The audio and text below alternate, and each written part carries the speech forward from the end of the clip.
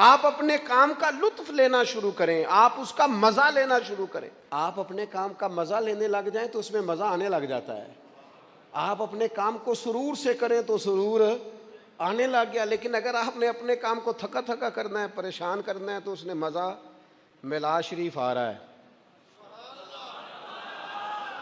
ادھر دیکھو میری طرف، میلاد کرنا ہے تو پورے ذوق سے کرنا ہے۔ اس کو نہ تھوڑا کریں، تھوڑے خرچوں والا کریں، لیکن پیار سے کریں۔ یعنی اس میں آپ دریاں بھی بچھائیں تو مزہ لے کے بچھائیں۔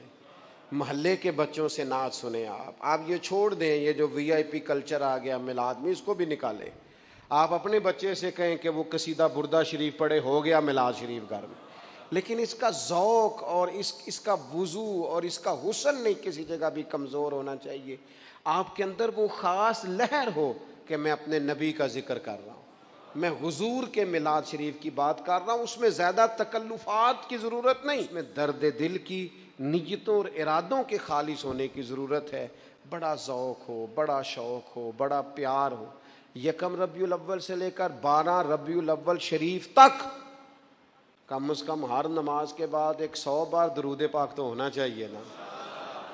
کم از کم ہمیں ہر روز سوتے وقت 3 نعتیں تو سن کے سونا چاہیے نا ربیع الاول سے۔